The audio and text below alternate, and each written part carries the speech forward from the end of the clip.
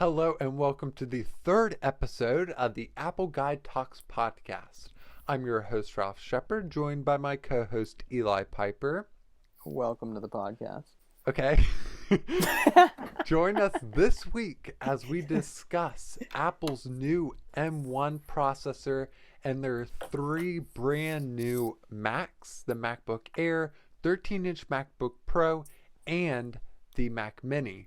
And we also have some other big news that came out today that Google is no longer giving unlimited storage to users. So if you are someone who's been backing up their whole photo library to Google Photos or Like me. Use Google Docs or something like that, this will be big news for you.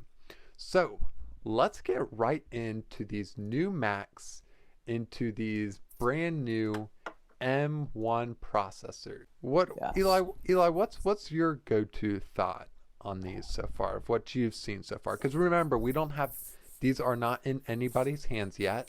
They started selling on Tuesday, right after the event, and they will start shipping Friday by next week.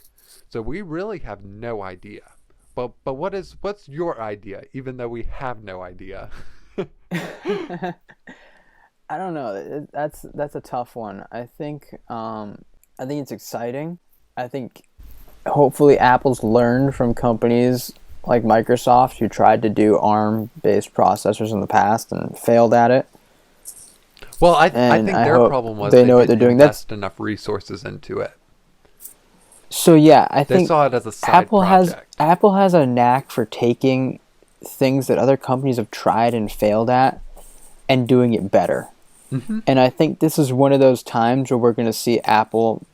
I'm sure they've looked at Microsoft and what Microsoft did, and I think we'll see Apple take that and do better. And based on the numberless graphs that Apple showed, that was a bunch of marketing mumbo jumbo.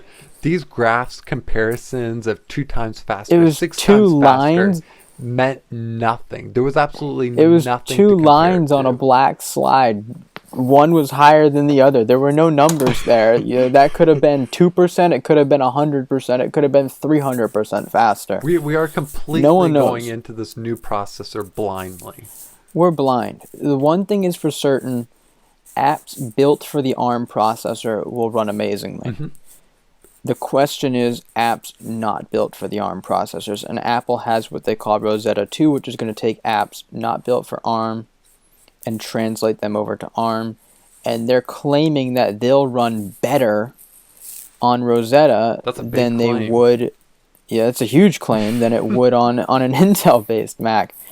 And I just don't know about that.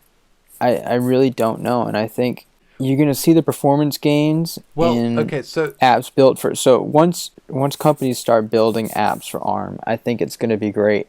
And I think another issue too, is there's nothing really in the market that's a direct comparison, because every other desktop computer except for Raspberry Pi either runs off of an Intel or AMD. In desktops, there's nothing to compare it to in desktops. Nothing. In Apple's the the first. world, you can compare it to your iPad Pro, but I mean, who buy a Mac, one of these new MacBooks because it's faster than the iPad Air? Then it's like, okay, where does the product line stand? So I think it's a matter of coming up with new metrics to compare these computers to, because I don't think they can really directly compare to anything else desktop computing market. No, and Apple definitely has. They're putting a lot on the line here. Currently, the only laptop they sell that is not ARM-based is the 16-inch MacBook Pro. Well, all the MacBook Airs they're selling right now are ARM-based. I think the 13-inch they might be still selling an Intel-based so the 13-inch MacBook Pro and the Mac Mini, you still have the option for Intel processors. But in terms of the MacBook Air, which I think is one of their most selling MacBooks, you're completely ARM. There's nothing else. But I think that's the one where it'll do the best, because the things that people are going to be concerned about when switching over to ARM are going to be, who are buying the Pro laptops, is Adobe going to work? Is all my pro apps going to work? Am I going to be able to do the things that I still do? Because a lot of people that buy the pro laptops are professionals and they use a lot of professional grade apps. Mm-hmm. People buying the MacBook Airs, I feel like they're not going to have that much of an issue because power and speed isn't that important to them as long as things go smoothly. So if Microsoft Word isn't updated for ARM, I don't think you're going to notice it. Mm-hmm. I think Rosetta will do just fine. It's not a very intensive program to begin with. Yes. So I feel like they're fine going all in on the MacBook Air. You're not going to find many issues there in terms of just based on the people that buy the MacBook Air. Yeah. The issue, I think, is when you start converting all of the MacBook Pros over to ARM processors. I think that's where you're going to find a few snags, and you're going to have to really make sure developers are on board. And Apple is saying that in the next 2 years, they'll get every laptop. I'm not sure about desktop, but I know every laptop they're saying in the next 2 years will be an ARM processor. Okay, so let's back up a little bit and talk about the M1 in general. The M1 is designed like what you find in the iPhone or iPad with the A series chip, where everything your computer needs to think about, from the graphics of whatever you're pulling up on the screen to performing calculations, all that's handled by one chip. All the thinking that's done by your desktop now, just like on your mobile iPhone and iPad, is all going to be done through this one M1 chip, which introduces its speed. Because everything is that used to be spread out on a logic board is all now closely knit together, so it can theoretically send information back and forth quicker. So that being said, this brand new M1 processor is the same processor in the whole MacBook Air lineup, the Apple Silicon versions of the 13-inch MacBook Pro, and the Mac Mini with the M1 processor. So through each of these computers, it's the same exact processor. So that's what makes it, I think, a little more unclear. Is you're in the market for a MacBook. Should you go with the MacBook Air with the M1, or should you go with the 13-inch with the M1? Because the only difference between the two is on the Pro you get the Touch Bar, compared to on the Air you still get the function keys, which I think for most people they couldn't care less. And with the MacBook Pro, you get a fan to cool down the processor, while on the Air is passively cooled. So will that fan in the MacBook Pro, and even the fan in the Mac Mini, will that yield higher results than the Air, which will be cooled passively, with just natural air flying over it? I think it will. I think we'll have to wait definitely for the Geekbench scores to come out, but I would guess that fan makes a huge difference in being able to raise the clock speed of the processor. Which is another metric that we were not given. The only details really about this chip that we were told is that it's an 8-core CPU with 4 performance cores to handle high-intensive applications, and 4 efficiency cores to run background services and lower powered stuff to conserve your battery life, which is especially helpful in cases like the MacBook Pro and the MacBook Air. So I think the main point here is that we need to wait. We have to wait a little bit until these computers come out and we get our hands on them in order to see what the real speeds are going to be. I think the MacBook Air will definitely be slower than the MacBook Pro. I think the MacBook Air will be faster than the previous MacBook Air, for sure. Although Apple's always had thermal issues with their computers, even the ones with fans have had thermal throttling issues. Most famously, the MacBook Pro. I wonder if they're going to have issues with that when people really start pushing these computers to their limits. It'll be interesting. I don't think so. It'll be interesting to see what thermal issues they arise. Maybe they don't thermal throttle, but how hot is the computer going to get? Are you going to be able to put it on your lap, or are you going to burn yourself if you do that?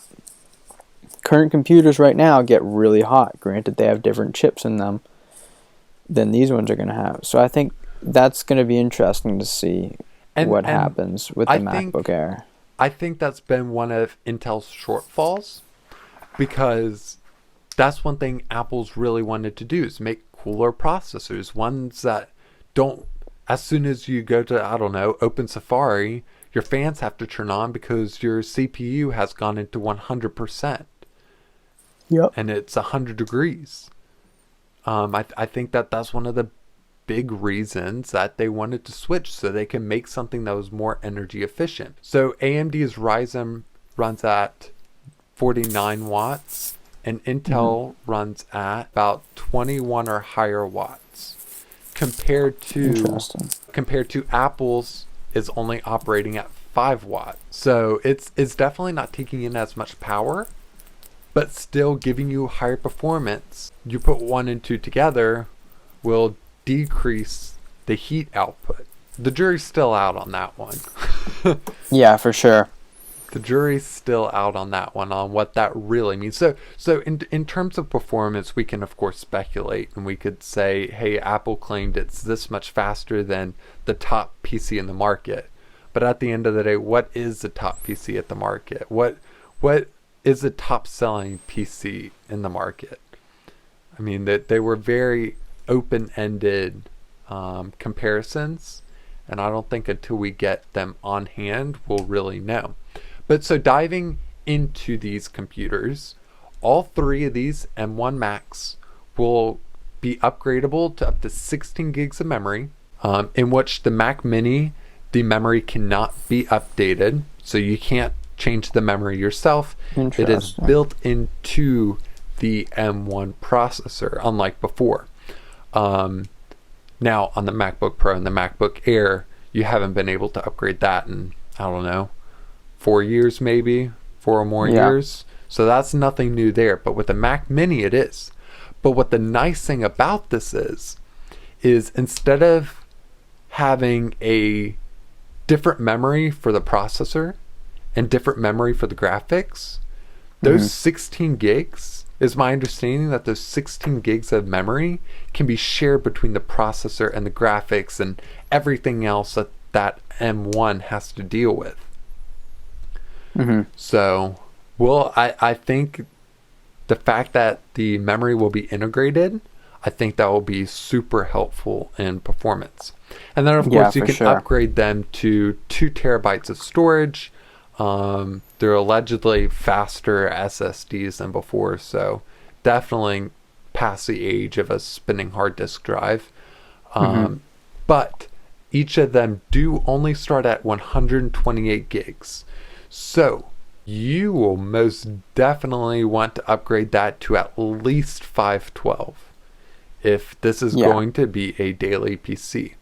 Now, of course, you will have to pay $200 for that memory upgrade, and another $200 for that 512 gig SSD, at least. Now, the memory upgrade, 8 gigs of memory, I think is going to be fine. I think so too. For the average person, I think that'll be fine. I think people that are going to be doing more intensive things. If you're going to load 100 tabs in Chrome. Exactly. I think you're going to want to use you're going to want more memory. But Safari is really good now. Yeah. Safari is not what it used to be. It's way better. And, I think you'd be better off using Safari on the ARM-based computers, because who knows if Google Chrome will ever get updated to work on ARM. I would hope they would. I would think it would. I would hope it would work to natively work on ARM, but Safari in the meantime, I think, is going to be your best bet in order to get the maximum performance. And that's going to be the ultimate testament to the optimization Apple now has the power with this vertical integration throughout the whole macOS system, just like it does across the rest of its product line. Yeah. They're going to bring that same idea over. What's really cool, I think is the last thing, and then we'll move on to Google, is that now you can open the computers and they instantly boot up. That is really cool. That is really neat to be able to do that. Once again, that's Apple's brilliant vertical integration, because that also brings in now the efficiency and battery for your mobile devices. The MacBook Pro, the 13-inch MacBook Pro, is now allegedly rated for 20 hours, with the MacBook Air coming in at 18 hours. Now, don't really expect those times, but it's definitely a jump from what it was before with those Intel Macs. Other than just plopping in this new processor, none of these computers have changed at all. They're the same shape, same design, exactly the same. I think the keyboard on the MacBook Air, some of those function key shortcuts changed around, I think. No big deal, really. Most people won't recognize it. The ports have been updated to, I guess, quote unquote, updated to support USB 4, which I think I have a post coming out on that soon, so stay tuned for that. The wireless cards are upgraded to Wi-Fi 6, but, same 720p camera. They claim that the M1 processor has image upgrade stuff to process your webcam to make it look better than it actually is, or whatever. Yeah, which is interesting because they still have a 720p webcam. So, well, I mean, think of how you far. You wonder why with the cameras, how good the cameras on the iPhone and the iPad, especially the front-facing cameras, why they haven't upgraded the front-facing cameras on their laptops yet. Well, but another thing too is think about the computational photography stuff that the iPad and the iPhones have managed to do with their Apple processors, with dedicated parts of the chip just to optimizing photo and video. So I think that will also be a test. And then lastly, the 13-inch MacBook Pro comes with a 60-watt USB-C power adapter, so it's faster than the MacBook Air, which is still shipping with a 30-watt USB-C power adapter. So, one thing to note, all of these new M1 processors also only have 2 USB-C ports. So, if you need more than that, there's not an option for you yet. Now, Apple, if you want a 4-port MacBook Pro 13-inch or Mac Mini, you can still buy the Intel option. However, it's not recommended. Definitely would not recommend it. I think the M1 processor will definitely outpace the current Intel processors in both of those machines. So I would say wait and see what Apple replaces us with. And I would agree with that. I would wait and see. Because something tells me that there's another desktop processor coming around the corner that's going to go to the higher end 13-inch MacBook Pro and higher end Mac Mini. Because those machines, especially with the MacBook Pro having a fan and the Mac Mini having a bigger fan, they definitely have room and processors. So I can for sure. definitely see that upgrade, but I do not recommend getting an Intel Mac right now. Do not make that mistake by accident, because I don't think they really make that clear. Well, I guess other than the color. I don't know if I would Mac recommend Mini. getting an ARM-based Mac right now anyways. I think I would hold off on Macs in general, just to kind of see see what direction they're taking and see how things pan out. I would wait till at least 2021 to start considering their current lineup, because by then we'll get an idea of the M1 performance and app compatibility. How well is this advertised Universal 2 and Rosetta 2 working to emulate and bring compatibility for both Apple's new systems and their older systems? Definitely. So that would be the ultimate test. So I think so, for sure. I would, if you're looking to buy a new computer, wait a couple weeks, see what happens with this, because you definitely don't want to make a mistake and buy one too soon and realize you really missed out on something big and special. Yeah, no, for sure. One more thing too, before we move on, is I just scrolled past this. You can, with these Apple Silicon Macs, if the desktop app you're looking for isn't working, I'm not completely sure how this works. Like, but you also have the full range of iOS and iPadOS apps now available to the new Apple Silicon based Macs. Nice. So if what you're used to using isn't working, maybe on the App Store there's another iOS version of it. So that will also be a test, is how well will these iPadOS and iOS apps port to the desktop. Definitely. That'll be something that a lot of this stuff remains to be seen, but I think we'll get our answers on it soon. Stay tuned next week. Definitely. Moving on, though, Google has made some interesting changes with, I would argue, some of their most used services. I wouldn't call them interesting changes. I think they were very expected at some point in time. They were, but nonetheless, I'm not too happy about them. And I think a lot of people won't be happy about them either. So if you don't know, Google has been giving away free storage on their servers. For years, you've been able to upload unlimited photos to Google Photos, so you can back up your whole photo library, basically. All of it. There was no cap on that.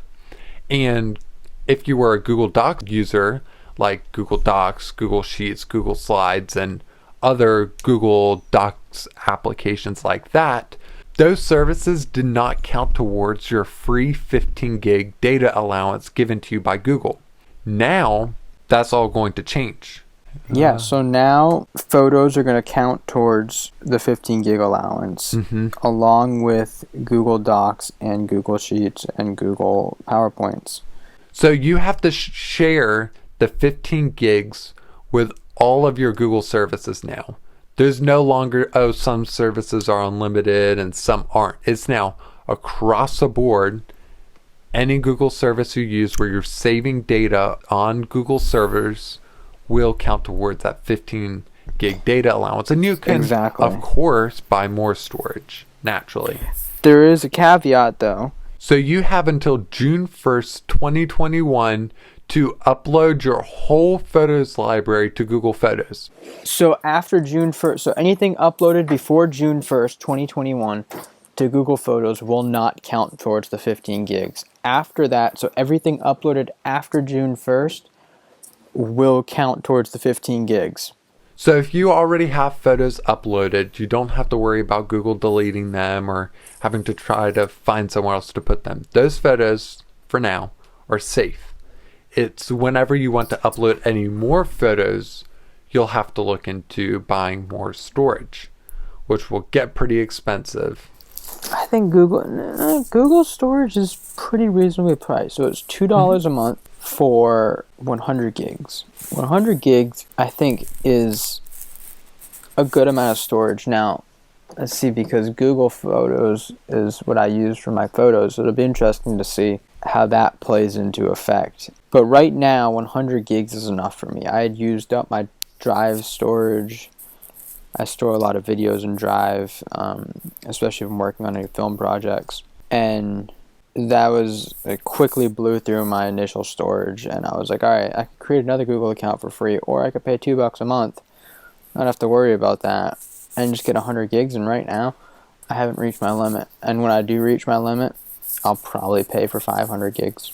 But I think for some people, that might not be an option. So for some people, you're just going to have to upload your stuff by June 1st or try to look somewhere else. Apple's great. If you're using an iPhone, but with Apple, you get less free storage out of the box. You only get 5 gigs instead of 15. It's more expensive for more storage. I think it's the same price. I think it's a little more expensive. I forget how much, because I also buy iCloud storage too. I think this is a long time coming, because I think Google realized that they only have so many servers. Exactly. And they can't just hand them all out for free. And they really don't have an issue signing up new customers. I mean, they're Google. People are going to pay for Google services. Exactly. As more and more people were using it, I think they kind of saw the writing on the wall and realized, all right, this isn't sustainable. And people were figuring out how to do things. There was a way where you could change the binary of a file to make it save as a Google Docs, so you could save space that way. And people were doing things, uploading images into Google Docs files. So you'd have a giant Google Docs file filled with a whole bunch of images or videos or whatever. And I don't think those would count towards your storage because it's technically a Google Docs file. So you had people upload, not to mention some people's photo libraries were hundreds of gigabytes. Oh, for sure. But I think this is also a good time to look back and be like, how many of these pictures do I actually need to hold on to? So Google Photos will sort images for you. They'll use their algorithms and they'll sort images based on which ones you might want. So they'll put blurry photos and screenshots into a category so you can look through just all your blurry photos and screenshots. Chances are you don't need any of those. Yeah, and then just go by and delete those. So that's a really cool feature.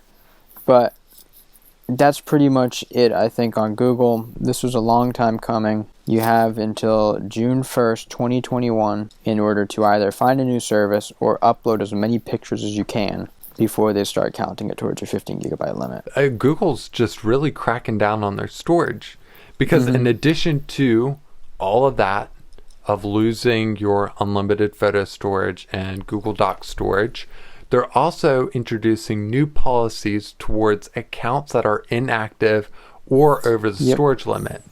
So I'm reading this from 9 to 5 Google. If you're inactive in one or more of these services for 2 years or 24 months, Google may delete the content in the products in which you're inactive.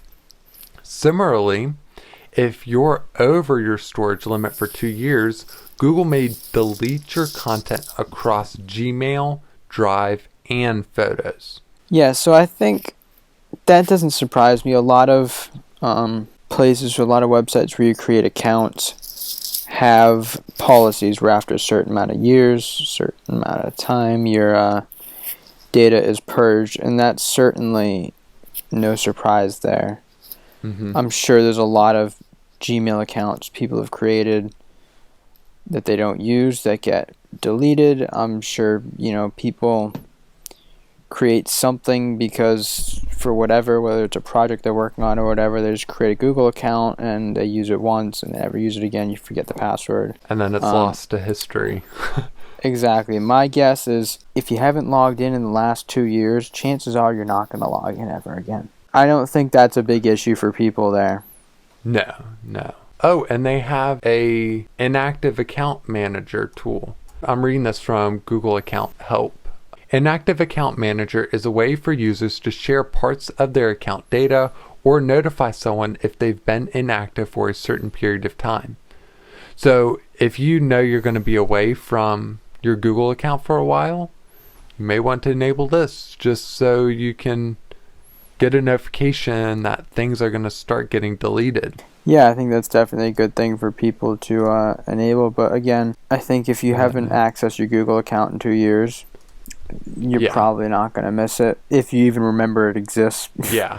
I know I've created accounts. I know I have accounts that are more than 2 years old. I don't even remember the username or password to them. Yeah. I know they exist. They'll get purged. Oh well.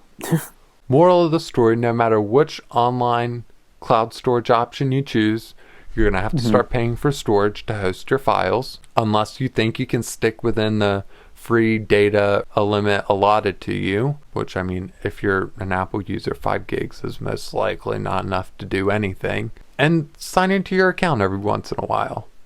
Yeah, exactly. So you don't get your data deleted. That's exactly. If you're really concerned about it, there's ways that you can get into accounts if you call Google, if you're having a lot of issue. But I think that's it on Google News, and I think that's it on topics for tonight, unless you have anything else, Ralph. Nope. No, that was all. That was then. There we go. It was a busy day. Busy week. Yeah. You know, Busy we just got week done in the with tech world. Techtober, and now we're getting into November, and the roller coaster just hasn't stopped. Tech November. I don't know if there's a name for Tech November. It's just been a techie year. It really has been. 3 Apple events in 3 months. Consoles. Yep. Hardware refreshes across the board. Oh yeah, it's been crazy for tech. It's been a good year for us. It has been. And I think it goes. I think that 2021 will be even better. 2021 will be the year we figure out if all this stuff worked. Exactly. I think there's some truth to that. That will be 2021 will be the ultimate test to the technology that's being released now at the end of the year. For sure. Everyone testing their Christmas gifts. Definitely.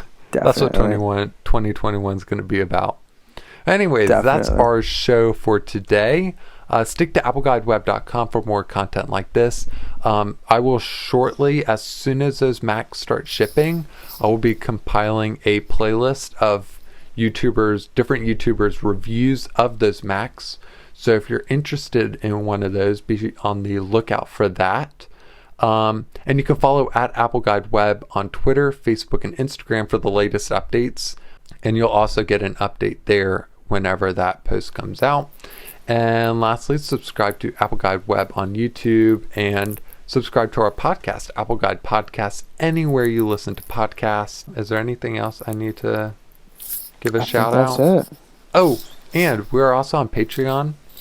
If you want to check us out there, patreon.com/AppleGuideWeb. And I think that's it. Thank you so much for listening, and we will see you next week. See you next week.